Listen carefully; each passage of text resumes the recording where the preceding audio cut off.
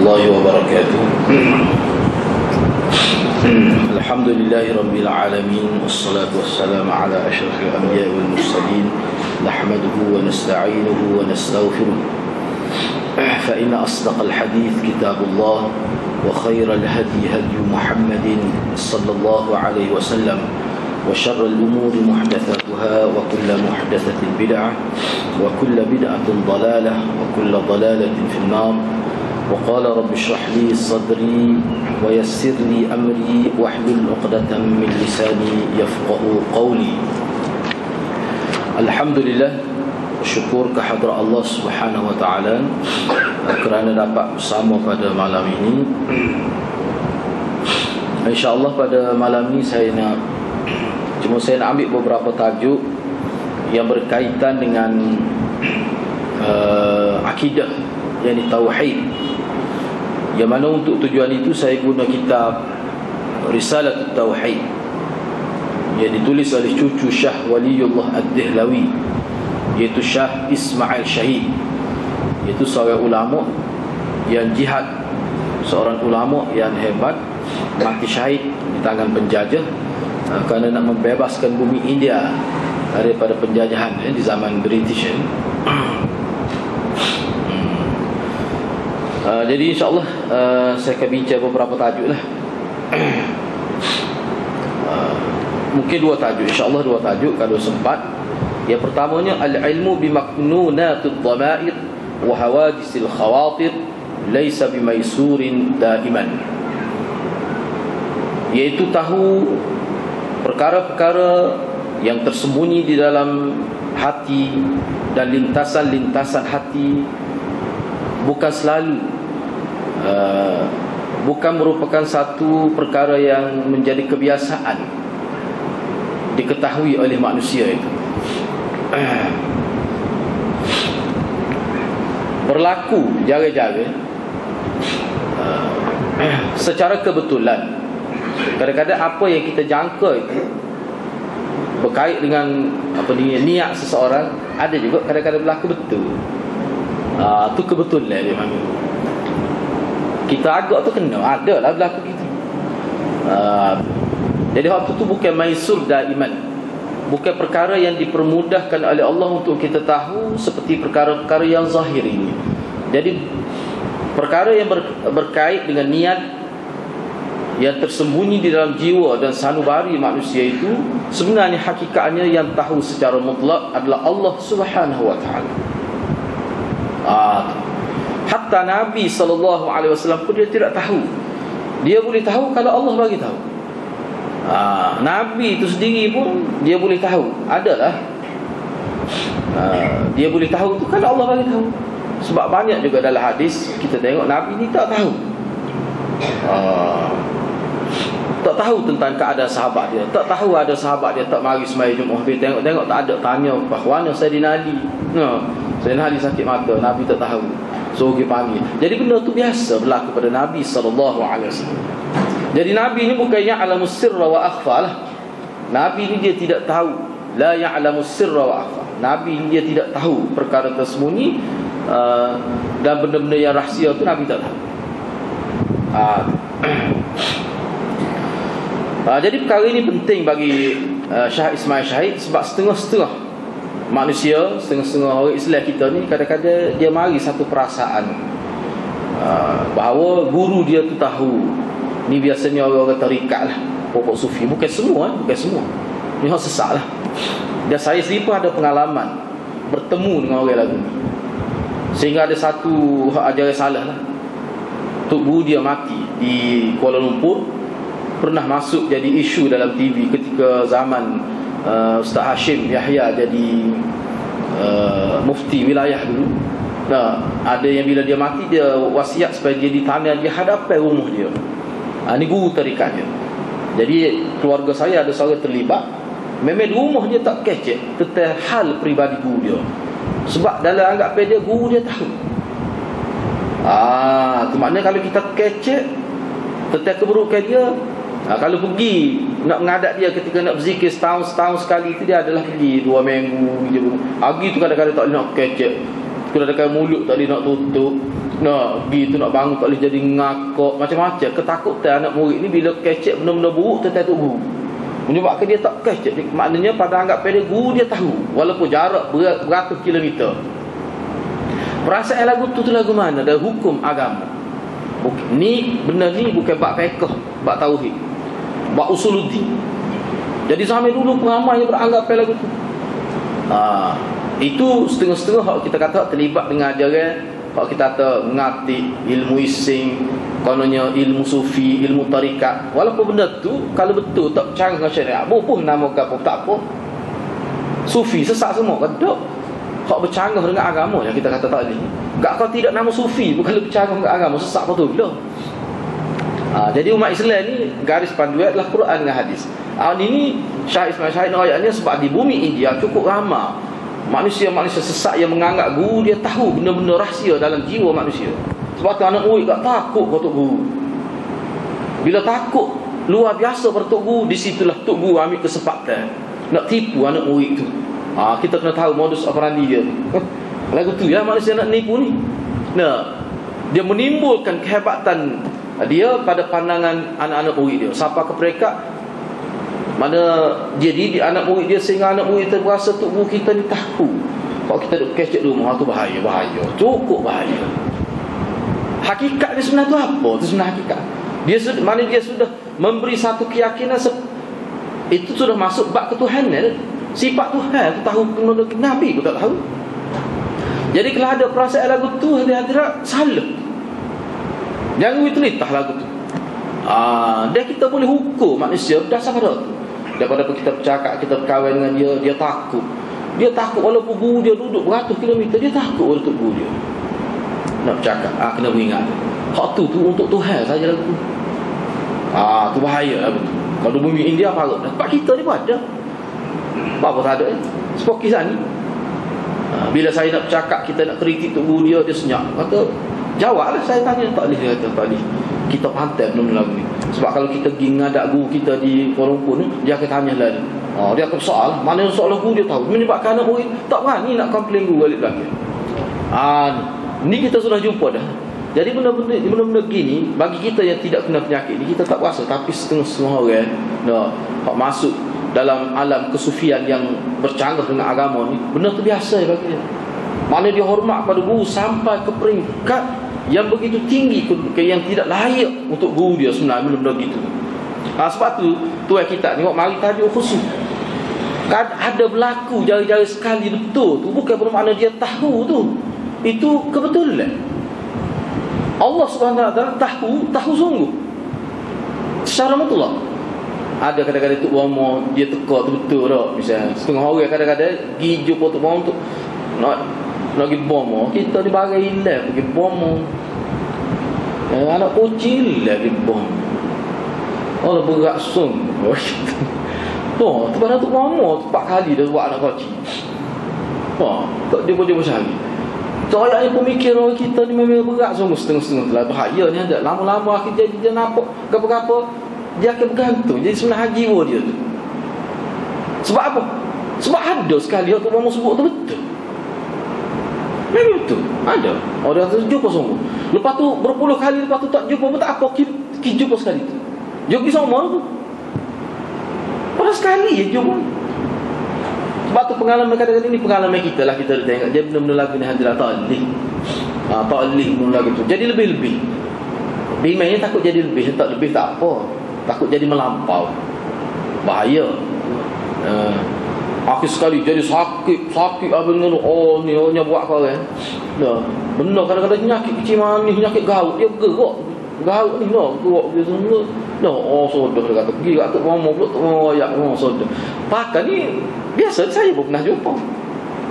Sehingga ada satu kes tu. Bila pergi tu doktor kata sampai peringkat kritikal dah kecil manis dia. Orang buat semacam. Kita kelih kita kata kecil manis ni. Doktor kata kejuk khabar, doktor apa tak orang hospital. Dia pun senyap. Bila doktor kata kemungkinan kena kerak tu baru lupa kau tak mau ingat Tuhan. Baru ingat tu. Ni bergaul kita dia. Sebab tu dia pendidikan dia kena beriman. Sebab tu janganlah kita buka luah doa gitu. Bahaya. Ni masalah tahu perkara gaib. banyak berlaku kesesatan. Biasanya orang masuk bidang kesufian, bidang tarikat ni, kalau tak terkawal, dia boleh jadi lagu tu. Dia mari proses tu, bahaya. Padahal benda tu sebenarnya tak mari pun tak apa. Apa jadi mari tu? Adalah tu tak kena tu. Jadi kalau mari kita sah tak kena, tak boleh. Sehingga kalau kita berasa Nabi tahu, tak boleh. Kita berasa Nabi tahu, bahkan kita minta dengan Nabi direct. Minta dengan Nabi direct. Kita akan bincang selepas lagu mana. Dia kata tidak minta dengan Nabi, tidak diminta dengan Tok Syekh tarikat tu. Untuk guru dia kena ingat, sahabat-sahabat saya pergi melawat, seminggu dia pergi melawat. Ni saya nak ajak kesesatan yang berlaku. Masyarakat kita pun sudah berlaku dah. Kubur Wali Songo tu, orang tahu wah lah ni, pergi berzikir, pergi minta terus, ila hadrati syekhi, sebut gini. Dia kata kita tidak minta dengan dia, minta supaya dia minta dengan Tuhan. Kita rakyat dia supaya dia minta dengan Tuhan. Sebab tu dalam kitab ni dia buat tajuk khusus. Apakah orang mati ni boleh dengar kita minta? Dia tu mati tu, dia tak pergi kubur sendiri, kita kena akad dia. Tak ada upaya langsung dia. Apakah kita menganggap orang itu bila dia mati dia lebih hidup daripada semasa dia hidup? Kau lagu mana? Kalau kita kata lagu tu bercanggah paruk tu dengan ayat Quran tu, yang dia minta tu apa? Tu persoalan dia. Yang dia minta tu apa? Sebenarnya dia ada satu anggapan dalam diri dia. Ni pokok sesat ni. Di Singapura pun ada, di tempat kita pun ada. Kadang-kadang pergi tepi kubur, tutup guru dia tu pergi doa. Bukan doa sekitar, dia minta bila pergi perkuburan, kita doa kepada orang mati supaya dia tu diampunkan. Sebab manusia ni tetap dia buat salah. Takut dia, kalau tak ada dosa besar, dosa kecil, tentu dah tu. Setiap anak Adam khata'un wa khairul khata'un. Setiap orang itu mesti ada kesalahan. Wa khairul khata'in at-ta'ibu. Sebaik-baik orang yang buat salah dia bertaubat. Itu syariat kepada individu. Ni syariat hak hidup. Tapi kita ni yang hidup ni, kita nak tolong si mati. Nabi ajar kan? Banyak hadis tu. Tak payah sebutlah hadis, tahu lah kot. Banyak semua hadis. Doa. Kita pergi Nabi ajar ke doa. Nabi pergi ke kubur Baqi. Nabi doa pada sahabat dia supaya Allah beri keampunan. Doa supaya kita doa dalam semaya jenazah itulah pada takbir yang 3. Macam tu. Cuba tengok doa Nabi. Mana orang dalam kubur ni, salah satu benda yang kita boleh bantu dia kepada dia. Selain daripada kalau dia butan tempat tu, tak apalah, kita faham doa. Tiba-tiba kita pergi, kita minta doa dengan dia. Tak kau balik pahit, tak kau marah, tak kamu. Kita minta dengan dia. Setengah tu memang minta direct. Ada. Setengah tu tak, dia kata kita minta supaya dia minta dengan Tuhan. Moga dia ni orang baik, dia ni orang warak, dia ni orang soleh. Kita minta gitu. Hak tu lah ke mana hati-hatilah. Kalau kita tengok dalam ayat Quran, misalnya Allah Subhanahu Wa Taala berfirman dalam ayat Quran, "Wa man adallu mimman yad'u min dunillah man la yastajibu lahu ila yaumil qiyamah wa hum an du'aihim ghafilun." Siapakah yang lebih sesat daripada orang yang berdoa, yang menyeru kepada selain Allah, iaitu mereka menyeru kepada orang yang tidak mendengar seruannya sampai hari kiamat, sedangkan mereka tak dengar, tak tahu, lalai, tidak memberi perhatian kepada doa-doa mereka kerana mereka telah mati. Ayat ni sebenarnya Allah nak menempelak golongan-golongan kufar kerana mereka duk minta dengan berhala-berhala, duk minta dengan orang-orang soleh. Mereka kata kami bukan minta dengan orang-orang soleh ni, kami minta supaya dia minta kepada Allah. Sebagai wasilah lah, kita kata kita nak bertawassul dengan dia. Hak tu betul. Sebab dia mati. Kalau hidup tak apa, kita jumpa doa kat kamar, hak tu tak apa tu. Moga dia hidup. Bahkan ada hadis kita doa kebaikan kepada orang ni, ada kelebihan suku pula malaikat. Allah arahkan malaikat, beribu-ribu malaikat doa kebaikan untuk kita. Sebab tu Abdullah Ibn Mas'ud kata, lepas ni aku nak doa kepada orang tu. Sebab bila aku doa kepada orang, yang doa kepada kebaikan untuk aku adalah malaikat yang bersih, yang tak buat salah. Hak tu syariat tu kita tak amal molek. Setengah-setengah tu lah. Ini kesilapan yang berlaku dalam masyarakat kita. Sehingga dalam tu Syah Ismail Syahid ni dia sebut, dia kata dalam perkara ini sebenarnya dia kata ayat ni sebenarnya menunjukkan bahawa golongan musyrikin, ni ayat ni sebenarnya pada asalnya Allah Subhanahu Wa Taala menempelak golongan musyrikin Mekah pada waktu itu, yang mereka ni berdasar pada ayat ni terlajak bodoh, am'anu fis safahah, terlajak bodoh. Sebab dalam ayat ni sebut waman adallu min, siapa lagi, ada lagi kau lebih sesat daripada, tak ada dah sesat ni dia suk situ. Masalah begitu ayat ni sebut. Dok minta dengan orang mati, kenapa? Tak logik kita fikir, tak logik dia mati. Kecuali kita ada menganggap bahawa dia tu sebenarnya bila dia mati dia ada kuasa lebih daripada semasa dia hidup. Hak tu yang jadi Tuhan. Kalau hak tu, tu sesat tu kan? Tu kan sesat. Cuba kita fikir, kenapa ni ulama sebut dari itu, kenapa kalau Nabi, sebab ramai orang sesat ke Nabi kan? Bukan ke Nabi, dia tu silap terhadap Nabi, bukan ke Nabi. Nabi ni tugas dia menyampaikan risalah, menyelamatkan manusia, membuka pemikiran manusia, menunjuk jalan, membimbing manusia ke arah tauhid. Tapi setengah-setengah manusia tu ni orang panggil melampau. Sebab tu ulama kata ghulu fis salihin, melampau puja orang soleh ni boleh rosak. Kemuncak orang soleh ni daripada Nabi lah. Berdoa tak boleh. Tak boleh berdoa. Macam-macam kalau kita pergi Mekah, macam-macam hidup jelak ke dinding kubur Nabi buat. Sebab tu dia ada, dia latak pegawai dia tak boleh rapat, tak boleh setuh, dia tahu. Sebab kalau setuh roh itu mulut. Sebab apa tu bukan Nabi? Bukan begitu. Sebab tu dia sayang Nabi ni sebenarnya hakikat dia ke dia. Maknanya kalau sebab tu ulama kata sayang Nabi ni dia sebenarnya dia bukan hak tu hakikat dia. Hakikatnya ikut Nabi. Sebab kalau nak kira saya lah, Abu Talib saya pada kita, Abu Talib saya ke Nabi, kalau kita baca sejarah. Tapi buat apa dia, kenapa dia tu masuk neraka? Sebab dia tak ikut Nabi. Saya memang saya, tak ada orang kata Abu Talib tak sayang Nabi. Dia sayang Nabi, Nabi sayang dia. Dia sayang Nabi atas rasa ke dia, atas rasa nak dah ke. Tapi Nabi sayang dia apa? Kerana nak dia sayang, kerana nak dia beriman, kerana ini pot darah dia yang banyak backup dia, yang banyak mempertahankan dia. Kira-kiranya gitulah. Mengikut dalam sejarah. Tapi saya tak cukup. Dia sebenarnya ikut.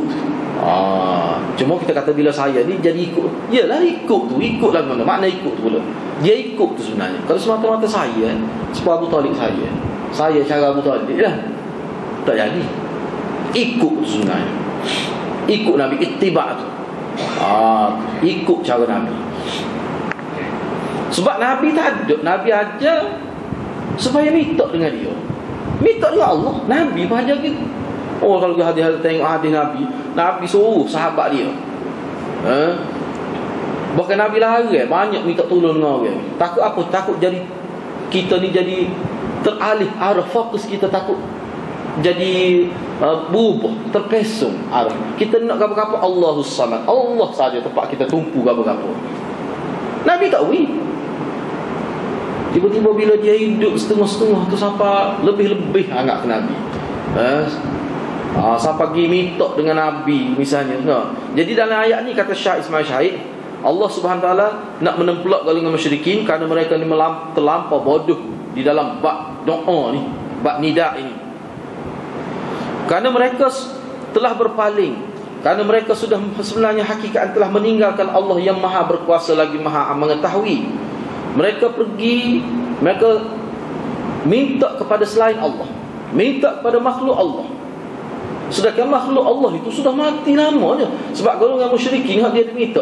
Kalau kita perhati kalau kita baca sejarah berhala Mekah ni, berhala tu nama suwak dah dalam Quran sebut tu kan, Lat wal Uzza wal Manat tu semua tu nama-nama orang soleh lah. Kau tu asal dia, nama orang baik-baik, terlampau baik pada masyarakat sehingga masyarakat terkenal-kenal mereka. Bila mati mereka, rekah kitanya manusia ni bila dia nak menggambarkan orang ni baik, dia kena ada satu benda. Dah bila kawan tu mati, mula-mula gambar. Lepas tu mari jenazah semua buat dalam bentuk arcahik. Lepas tu akhir sekali dalam bentuk gambar. Cukup sorang.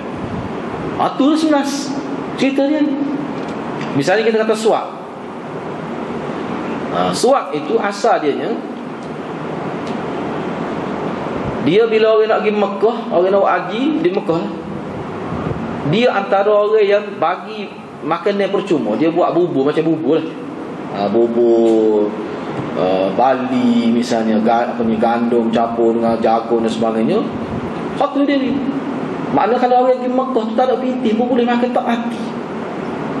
Tiap-tiap tahun terkenal dia free. Dia tak ada duit, dia buat sikit, ada duit dia buat banyak. Tu dia. Siapa masyarakat teringat pada dia. Dia dianggap sebagai orang baik. Bila dia mati, situlah permulanya orang nak kenal budi dia. Akhir sekali buat dalam bentuk patung. Mari patung. Mula-mula dia tengok teringat. Mari generasi kemudian ni, sama pun generasi kemudian ni, bila dia semakin jauh daripada tokoh tu, dia semakin rasa hebat tokoh. Timbul benda pelik-pelik pun setelah lama berlalu masa lah. Akhir sekali disembah suak. Nama orang atasan. Pak berhala-berhala disebut, berhala besar-besar duduk Mekah tu, nama orang semua tu, orang-orang saleh. Jadi minta dengan mereka tu sebagai tawassul. Minta supaya mereka angkat doa kita, hajat kita kepada Allah SWT. Kerana kira-kiranya mereka ni orang baik. Bila mereka minta dengan Allah bagi pihak kita, Allah akan terima. Ilmu kita ni orang jahat.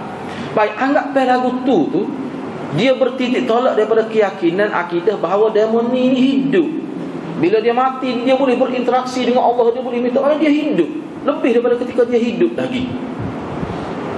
Tu.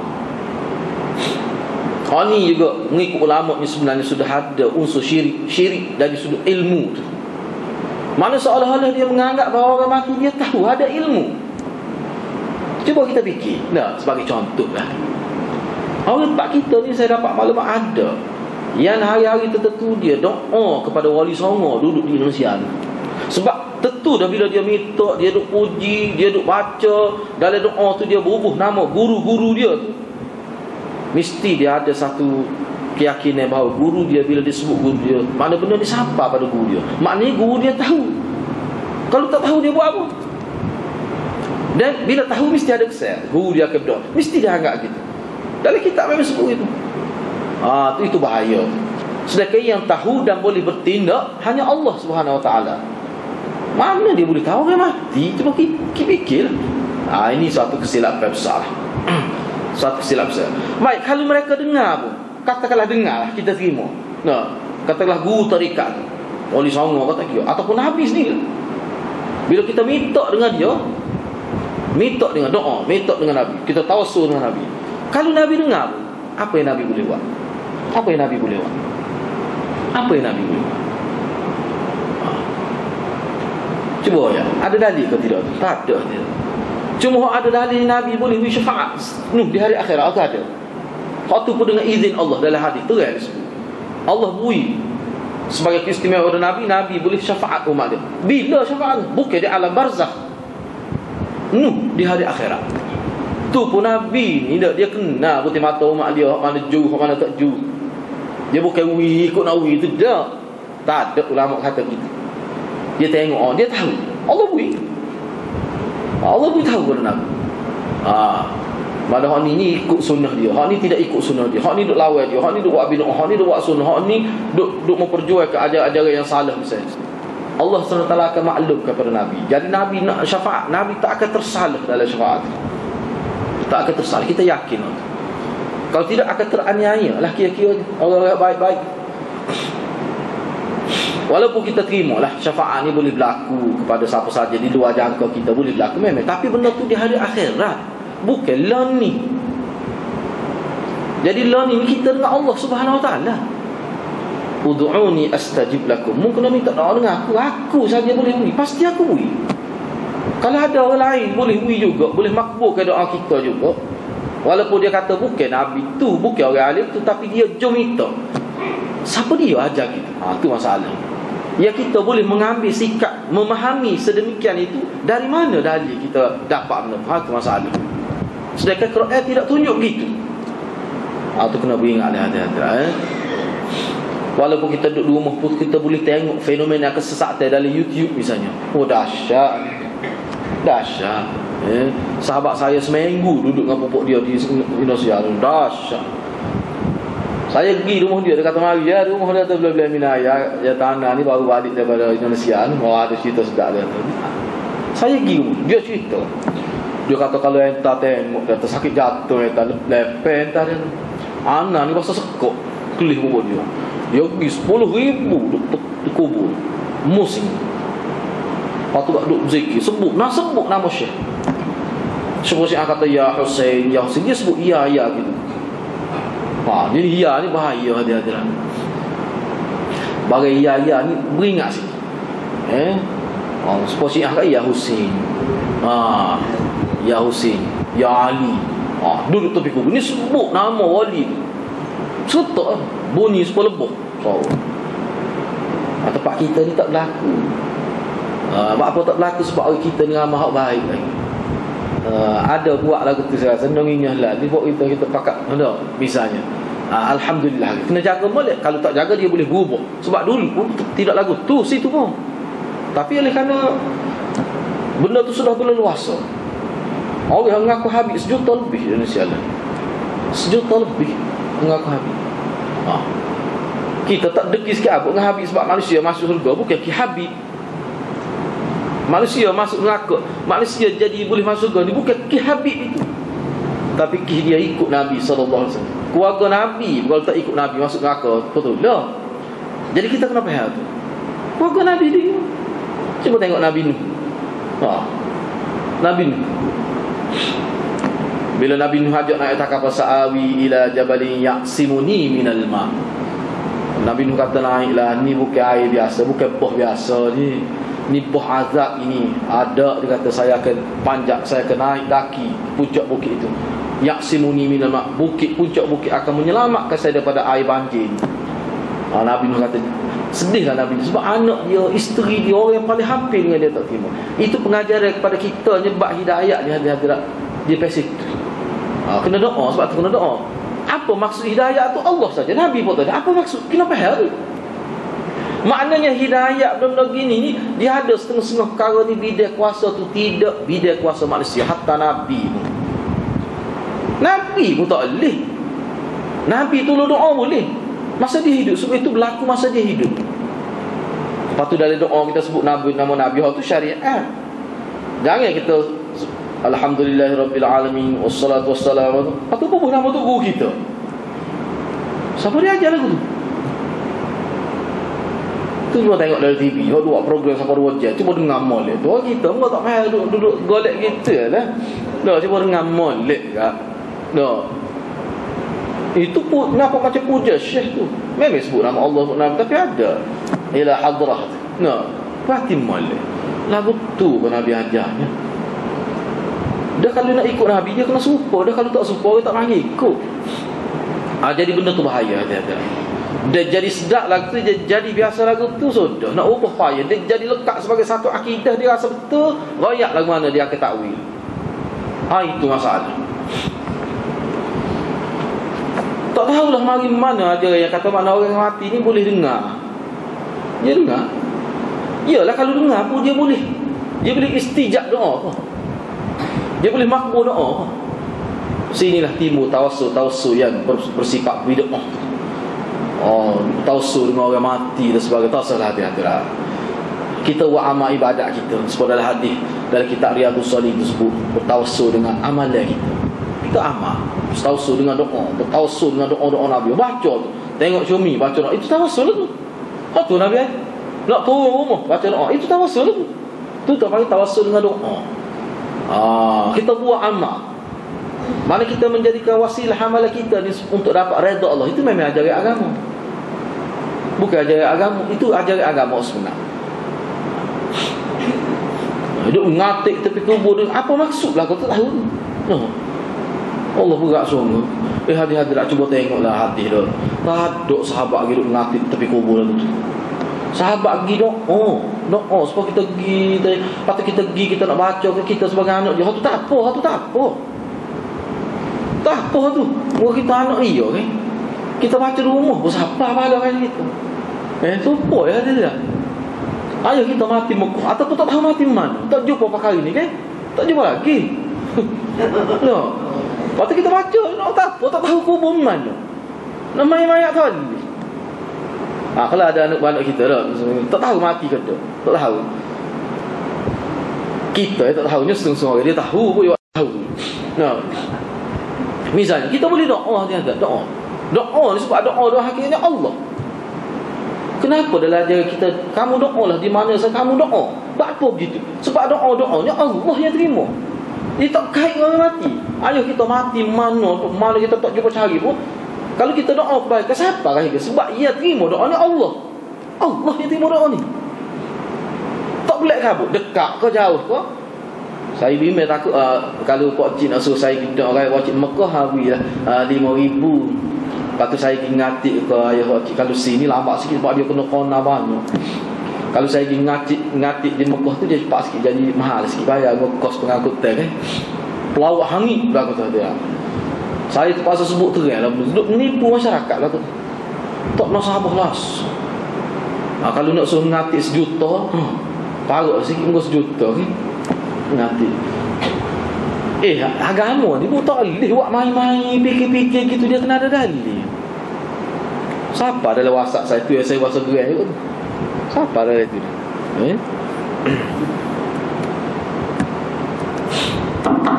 Siapa dalam dia punya telefon saya tu? Borat. Tak tahu lah awak nganyi kita kan. Atau borat. Malah kalau nak ngatik sekian-sekian, tak. Tapi kalau nak suruh ngatik, nak ngatik untuk ayah kita lah di Mekah sekian-sekian, bayar sekian-sekian. Cuba hati-hati nak fikir agama kalau lagu tu. Lagu tu tak ada contoh langsung daripada Nabi, daripada sahabat.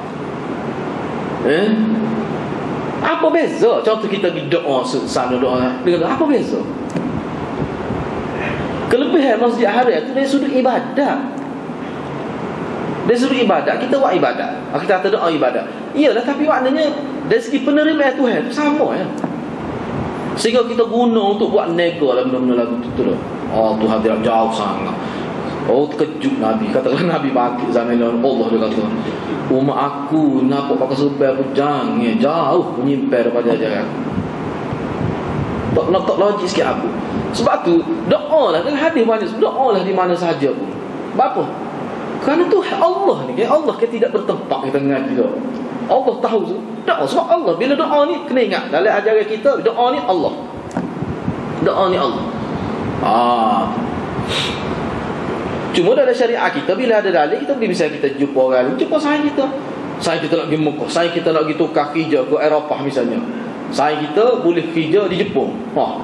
Tu mustajab doa dia tu sebab dia musafir kerana agama. Kalau dia niat ikhlas lah. Tak semesti pergi Mekah saja dia tidak. Orang kita ni kalau nak pergi Mekah dia minta doanya. Bila nak pergi Mekah doa lah kat murid dah. Sebab tu dalam hadis sebut orang nak pergi musafir yang menepati syariat. Bukan munafir maksiat, bukan musafir maksiat. Tu kalau hok tengok, hok pergi nak pergi tengok bola tu, hok tu kena bijak lah.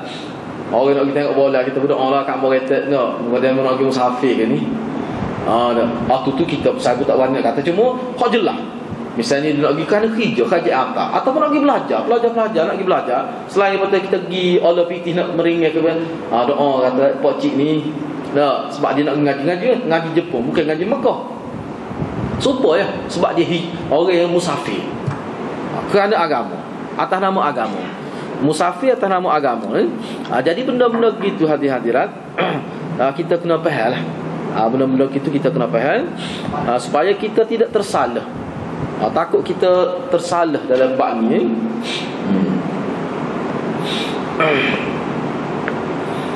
Sebab kalau kita tak faham benda-benda gini, jadi habis piti tak ada masalah. Doa ni lah benda yang tidak perlu ke duit sebenarnya. Tak perlu ke duit. Kadang-kadang setengah orang tu Allah jual kambing, nak suruh orang doa. Jual kambing, bui tu nak suruh doa. Nak suruh doa semaya ajak 2 rakaat depan Kaabah tu dah gitu. Kita tidak mempersoalkan salat hajat tu dah. Cuma cara kita tu, itu masalahnya. Saya bimbang dia ada satu anggap sebenarnya ini masalah jiwa umat Islam. Perlu kita counselling molek, bagi faham molek orang kampung bahawa masalah dialah paling utama doa. Kita ni sekadar bantu doa gitu. Tapi hakikat dia. Jangan saya bimbang takut berlaku masyarakat kita ni, kalau kita biarkan, kita tidak betul dia, sekali dia tak doa untuk dia. Dia akan cari ustaz. Dia akan cari tu, dia tak doa untuk dia sendiri. Jadi kita sebagai orang agama, kita kena betul molek. Mocis nama boleh hamba bantu. Tak boleh habis fitih pun. Dia tak payah habis fitih. Siapa kau dia suruh doa? Doa lalu tak. Mana tahu takut Allah makbul doa kita. Tak perlu duk pelik-pelik jadi banyak perkara pula. Tu jadi habis fitih tu. Boleh kau main grup. Main grup tengok sejak ni lalu doa lalu. Apa dia? Apa tak mau jarak? Kena buat puluh kau ni dulu. Berat dia ada. Benar-benar gitu. Bahaya. Lah ni jadi benar ni. Kita bimbang, kita benda pelik-pelik masuk dalam masyarakat kita sekarang ni. Benda tu kita kena nilai dengan hadis Nabi. Kena nilai dengan hadis Nabi. Misalnya disebut sini orang yang minta tolong dengan orang-orang soleh yang telah mati pada zaman-zaman dulu lah. Kadang-kadang orang mati tu lama. Mati tu lama. Sebab kubur tu kenali. Hadirat nak ayah kubur tu kenali tu. Mengikut orang tua kampung zaman ayah saya. Ayah saya masa budak-budak dia tengok. Nak ayahnya orang kita di bumi Kelantan, kita di kawasan kubur tu kenali tu, pergi basuh batu nasihat tu kenali nak sesak. Pergi basuh. Musim anak nak puasa. Nak ayah bui. Orang tahu laku. Makna dia anggap tu kenali tu lagu mana? Tu kenali manusia semua kita, dia orang alim tu je. Tak boleh lebih pada tu. Lepas tu doa dia tu Ustaz memang lah. Masa dia hidup, masa dia mati tak ada, putus lah. Putus lah. Bila seorang anak ada tu mati, idza matan nas atau idza mata ibnu Adam, ulama kata idza matan nas tu lebih kuat lagi hadisnya. In qata amalu illa thalathi. Bila mati seorang manusia putus lah amalan. Dia tak ada apa. Berhenti sekat tu catatan amalan dia. Hadis tu bermakna bila seorang tu mati sudah berakhirlah catatan amalan. Tak ada dah. Rakit dan atik ni tutup kitab dah dia. Tunggu nak buka nanti dia hidup esok di hari akhirat. Tak ada dah dia dah. Saya nak tanya lah, kalau orang yang mati boleh doa untuk kita, boleh pahala tak dia? Cuba ya. Orang katalah orang mati tu dah, kita pergi doa dia boleh tolong, kita nak tanya orang mati tu boleh pahala tak dia? Malaikat rakit dan atik catat ke dak perbuatan dia dalam kubur tu. Cuba ya. Hadis ni diseleweng kalau setengah orang dia kata tu amalan dia putus, haram amalan orang lain tak putus untuk dia. Tak ada seorang aku ahli hadis terjemah lagu tu. Bila seseorang tu mati putus amalan dia kecuali 3 kali ada apa dia? Sedekah jariah, anak soleh, ilmu yang dimanfaat, 3 kali. Sedekah jariah tu dia masa hidup lah. Dia masa hidup. Ataupun anak dia, harta dia, anak dia sedekah ni untuk dia, harta dia, hak tu boleh, bukan anak tak apa lah tu. Kita terima tu. Anak dia. Ni orang lain tak kenal mata hidup dia, tak kenal nama ke dia, tahu kau tu. Hak tu tak apa. Lepas tu ilmu yang yuntafa'u bi, ilmu yang diambil manfaat kita dah ajar, tak kira lah ilmu matematik, ilmu sains, tapi berguna untuk kebaikan. Boleh pahala, tak mesti ilmu agama. Lepas tu dia kata anak soleh, sedekah jariah, lepas tu ilmu yang hak 3 tu. Maknanya orang mati kalau dia nak boleh pahala lagi, selepas dia mati dia kena jaga 3 perkara. Itu maksud hadis tu. Tapi ada orang terjemah bila dia mati memang amalan dia putus. Amalan kita tak putus, mana kita boleh bagi lagi ke dia. Tu tahrif makna hadis dia panggil. Sudah menyeleweng makna hadis. Maknanya kalau kita faham lagu tu hadis tak ada kelebihan anak soleh. Tak ada kelebihan sedekah jariah dia. Tak ada kelebihan ilmu dia. Jadi tak perlu Nabi sebut tu. Sebab apa? Kita pun boleh hantar lagi pahala dia. Kita baca Quran, kita sedekah dia, baca Quran sedekah dia. Lepas tu apa faedah 3? Tak ada kelebihan. Sedangkan hadis tu semua ulama kata nak ayat kelebihan sedekah jariah. Nak ayat kelebihan anak yang bermanfaat, anak yang sentiasa berdoa kebaikan kepada ibu bapa dia, dan ilmu yang diambil manfaat untuk kebaikan. Tak kira lah ilmu apa. Nak ayatnya kelebihan 3 kali sehingga kita mati pun kalau kita sedia awal-awal benda ni, kita mati pun kita boleh raih pahala lagi. Tu maknanya. Ni orang panggil persiapan untuk mati. Ni sebenarnya. Mana kita jaga molek anak kita supaya dia tu sentiasa doa, sentiasa dia beramal. Kalau dia anak ni kalau ikut dalam ahli sunnah wal jamaah, anak kita dikatakanlah kalau dia beramal, dia boleh pahala kita. Kalau amalan dia tu dengan sebab kita, dia semaya, apa kita lah. Kita didik dia, walaupun kita tak ajar semaya, tapi kita duk gendong motor tu, lebuk tayar motor tu, duk gendong 4 tahun gendong anak kita nak habis Quran. Kita nak ajar tak erti. Berkait dengan kita lah dalam hari ni. Banyak mana habis PT kita bayar yuran, minyak motor. Banyak mana masa kita korban 4-5 tahun duk gendong dia. Nak petai di ngaji agama siapa dia. Tak boleh kita. Memang boleh. Waktu maksud hadis Nabi. Waktu anak kena jaga malik. Tiba-tiba ada kata boleh lagi pahala selain pada 3 perkara. Jadi tak ada kelebihan dah 3 perkara. Jadi hadis Nabi itu tidak jamik dan manik. Tak cerdik Nabi ayat 3 kan ada lagi. Bergerak ada ni mikir lagi. Cuba tengok dari sini. Allah, saya kejut tengok. Nak sabar. Tengok molek dalam syarah-syarah hadis. Kalau lagu tu kat maknanya anak soleh ke apa ni, ada mana Nabi sebut tu tak lengkap. Itu bukan ciri hadis Nabi. Hadis Nabi bila dia sebut memang dia kemah. Jadi ilmu tak ada kelebihan jadi tiga. Padahal tu ayat kelebihan khusus lepas kita mati. Itu ya dia ada. Hak ilmu yang dimanfaat tu maksudnya anak murid. Kita ada anak murid, kita ajar kan. Dan atas dasar ni lah ulama-ulama kita tu nulis kitab. Sampai Imam Suyuti kata, aku nak salih, aku nak bersahabat dengan manusia sampai akhir zaman. Aku nak supaya aku dapat salih dengan orang. Sebab tu dia tulis kitab. Mana seolah bila orang buka kitab dia, orang sudah salih dengan dia. Kerana apa? Terima ijazah ilmu tu. Tu ulama dia. Sebab kitab Riyadhus Shalihin, mana-mana rumah pada Pak Imam Nawawi tu ni, banyak mana boleh pahala dia tu. Hasil usaha dia. Tu mana ilmu yang bermanfaat tu. Tak payah dah kita nak mengatik untuk kepada Imam Nawawi. Tak payah dah. Tak payah dah ada. Tak perlu. Baik, gapo dia kita boleh buat? Gapo dia kita boleh buat untuk orang Islam? Doa. Patut kalau dia ada hutang dia tak payah lagi bayar. Buat tu. Alakah habis tu. Kita ni tak sel kalau alakah habis tu. Kita tahu dah kawan ni memang dia ada hutang dia tak payah lagi bayar hutang dia. Lepas tu doa bayar hutang dia. Jangan hidup di timbuk rumah dia. Dah. Kita pergi bayar hutang dia. Cuba buat ni. Hak tu. Hak tu balik kita ada juga. Bukan kata tak ada. Ada. Tapi hak 3 tadi kalau orang tak kalau dikatakanlah dia hutang tak ada. Dah. Tak perlu dah orang nak tolong dia sudut tu. Katakanlah orang tak ada doa padan untuk dia 3 perkara ni. Tapi kita boleh bantu dengan doa. Doa tu boleh. Minta ampun. Hak tu memang boleh. Hak tu jelas dalam hadis. Doa. Sebab tu kita doa Allahumma ighfir lil muslimina wal muslimat wal mu'minina wal al ahya'i minhum wal amwat.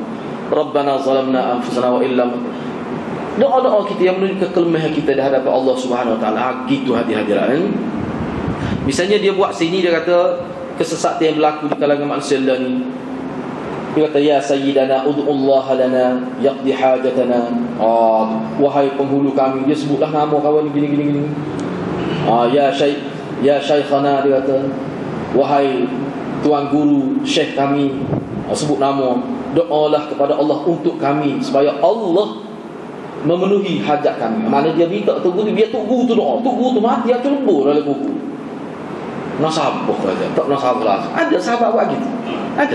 Ada ke Imam Syafi'i kau ajar ada? Tak ada. Jadi kenapa? Menurut saya tengok kalau di Singapura tu di kubur Habib Nuh kan, Allah dia minta kita dengar jelas. Wahai Habib Nuh, perkenalah permintaan kami. Terang. Hai bergerak hadirat.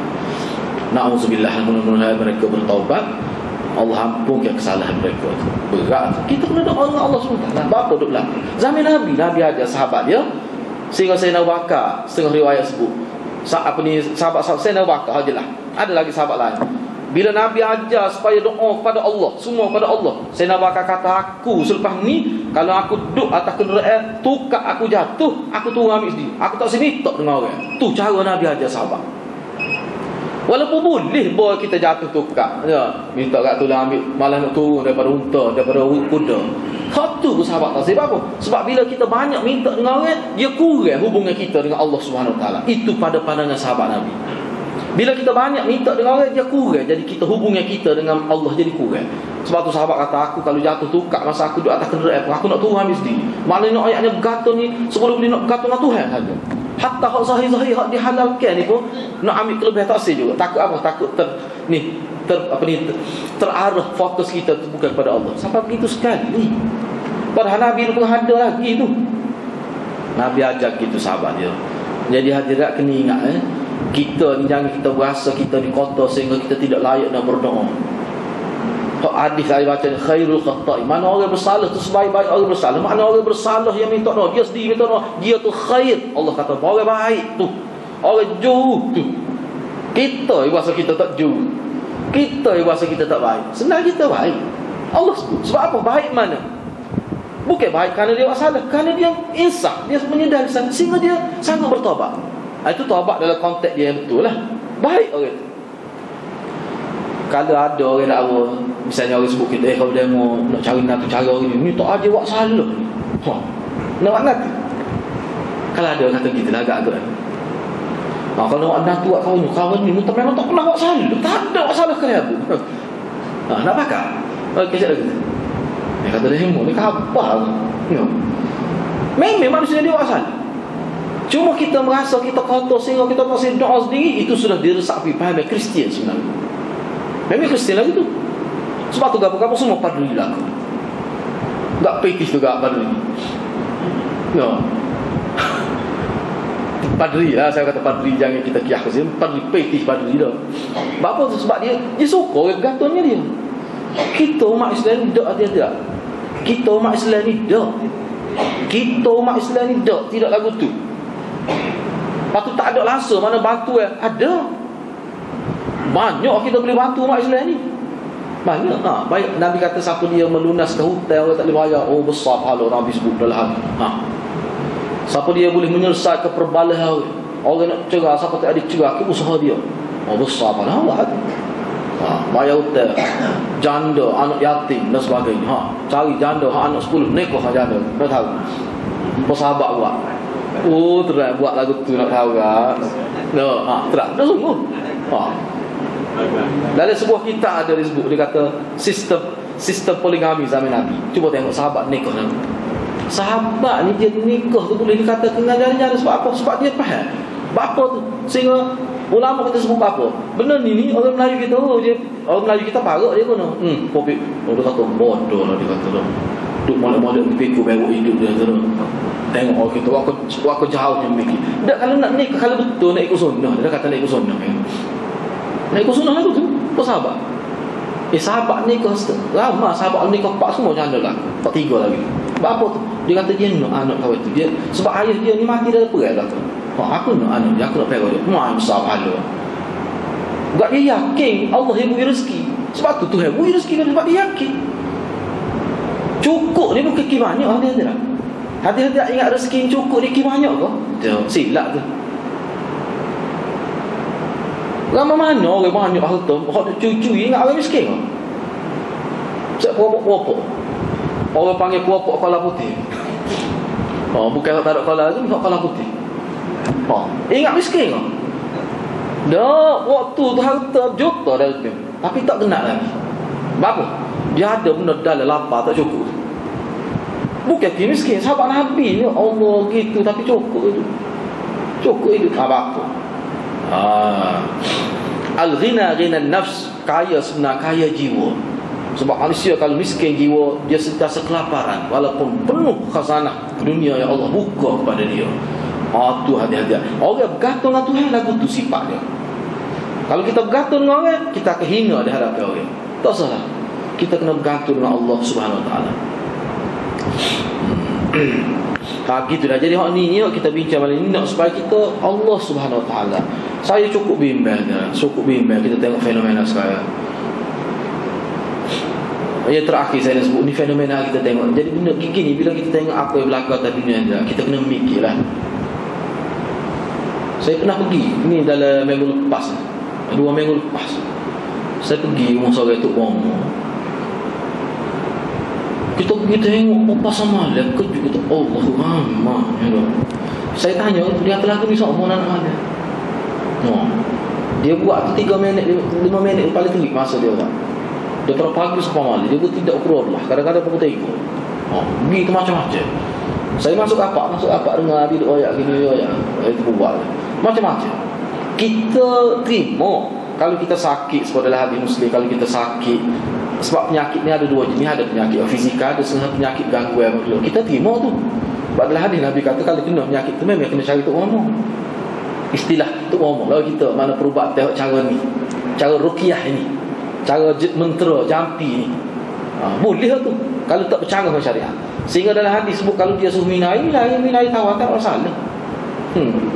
Tak ada masalah tu. Air mani dia kena kuat. Tak ada masalah tu hati-hati. Lepas tu kalau dia suruh mandi boleh mandi, tak salah tu. Bila kita sakit, bila kena, ni penipah lah sikit mu padahal dia tua dah mau berapa duk bahar daging bahar gapo tak fikir ke. Ni ada tak kena. Bicara tu ngomong kata itulah buat lagi kedatanya. Tu ngomong kata dia pun terletak kau dia dah. Aku perlu bahasa kita dah kata. Saya ni hadiah nak ayat bui cerita betul lah dalam kita duk mengaji. Kalau kita pegang benda ni sesak kita, rosak kita. Saya pernah sakit, memang sakit tu pergi hospital doktor pun kata dia kena cari doktor pun kata kena cari tu ngomong. Adalah. Kita doktor kata begitu. Kita panggil dia kata dok ni, dia kata ni. Saya cek molek belakang ni. Gilah kita ni masa duk mengaji hadis. Tu ngomong kata kan. Tu bomo sebut tu hak jemurah tu saya hak mengaji hadis tu tidur kita kata tak nak sabar kat aku. Saya kata bila dia buat dia koyak lagi ni bila masa kata pelawang ni. Kau kawan tu duduk mengaji Pakistan langsung. Tapi dia koyak tu cukup sebuti. Dengar siapa dia kata cuba awak ayat dia pun koyak kita gini saya sebut nama hab tu. Kata pelawang. Dia mau tu ngaji 2 tahun tak klik kerabuk macam tu tak kau buat denu apa dah buat kita. Tak logik ada. Tapi orang ni kalau dia pakai hal tu sudah dengan saya baik dia boleh balik. Memang kerja syaitan yufarriqu bainal mar'i. Kerja dia mentafriqkan manusia. Syaitan iblis ni. Dia kerja dia. Kita nak pergi bomo pun kena ada juga asah tauhid. Kena ada ilmu juga. Jangan pakai ginya buli. Kadang-kadang tu bomo tu bukan buli kita. Dia tu kena buli ke syaitan. Tu bomo tu yang pusing juga ke iblis. Kita pun tu bomo tu dia jom ya. Kadang-kadang kena ingat dia. Ni dia berkaya ni. Sampai setengah orang tu dah. Bila pun sakit teringat kau tu bomo dulu. Baru teringat tu Kau sampai tahap tu bahaya. Tu maksud kita bukan kata tak boleh. Jangan kalau kita kata tak boleh langsung sebab benda tu boleh. Pilih lah. Gitulah dia. Jadi tujuan saya sebut supaya ingat kita jaga molek akidah kita. Tauhid jaga. Sebab tauhid ni dia boleh rosak. Tauhid ni dia boleh hancur. Dia boleh punah. Dari sekali mata kalau tak jaga. Seperti dalam hadis sebut kalau seseorang tu di tubuh dia ada benda-benda yang boleh memesongkan dia bergantung pada Allah. Contohnya kayu kokar misalnya. Dia pakai kayu kokar. Memang dia beli kayu kokar tu kayu tu syarah parut saja. Senja syarah dia pun beli dengan niat je. Jadi bila dia beli dengan maksud gitu supaya kita pakai cincin, tak ada maksud gitu, tak cerita apa-apa. Dia berasa nak buat tak ada. Ni dia beli tu kerana tu. Cuba fikir bila berlaku apa-apa dah puk tak jadi aksiden. Dia tengok cincin dulu. Baru tengok tu. Katakanlah masa tu tengok cincin. Mana dah hati dia kena cincin. Kalau mati masa tu mati syirik tu. Dalam hadis tu yang sebut. Jadi benda-benda jangan sebab tu dalam tubuh kita kena buat. Kalau benda-benda yang kira-kira boleh jadi gitu sebab pen kita pakai. Tak ada mari cerita hal tu. Kecuali putih pen buat kita tak kayu kokar sini. Misalnya dengan anggap pen kayu kokar tu gitu. Kecuali kita pakai kayu kokar tu tak ada ni tak apa boleh pakai lagi. Bukan kerana kayu kokar tu kerana kita menganggap atau akidah tu. Akidah. Tu rosak ada. Rosak. Duduk rumah sedap apa. Orang lain misalnya ni ada dah ni saya tengok dah ni. Orang lain kena buat kau dah. Ni budak sekolah no ya. Dia kena histeria. Dia biasa. Tak nampak takut dia. Apa? Rupanya dia pakai perut dia ni. Kau kat pinggir ayah dia bui ambil untuk ngomong ke 300 tu. Kita dapat tahu dia dah sahur itulah no. Kita ni kena ada pendidik sebab dia dua ayat sama saya dia. Kita pun saya pergi kata tak kecil lagi. Nak tengok dia buka menurut sini. Budak tengok ni. Dia buka terkejut saya tengok. Dia kat pinggir tu butuh gitu dia tu. Kat pinggir tu putih-putih. Ada ayat Al-Quran kita buka tengok orang taklih dia ni, taklih ni anti ni bahaya ni. Dia tahayah dia ni. Dia dah seru. Hak tu tak lepas tu mandi buka tak apa pakai pula sang dia kita. Bahaya tu. Lalu semaya dia pakai. Jadi dia rasa dia seorang tak kena istirahat gini ada tu bahaya. Mana dia bergantung pada tu. Taklih kalau aku taklih taklih kalau aku taklih. Benda tu perbincangannya panjang sebab kalau kita guna untuk intifak, untuk mengelakkan daripada penyakit, kita guna tu atas rasa ubat tangkai tu ada juga ulama, tapi kena counselling dia betul. Kena bagi faham balik. Sebab kita makan ubat lah, bukan ubat menyembuhkan, buat ikhtiar. Kalau sekadar tu, tapi kena bagi faham balik. Tak boleh kita tolak tu kali tu. Tanya kena kita nak juga tu. Tapi dalam keadaan betul lah. Gitu maksud saya. Sebab hari ni waktu kita bincang ni mana berkait dengan kita bergantung dengan Allah. Bergantung dengan Allah Subhanahu Wa Taala. Jadi gitulah hadirat, kalau ada sesuatu pada tubuh kita yang tidak baik, yang boleh memasukkan, yang boleh menyebabkan kita jadi bergantung pada benda tu, kita buatlah.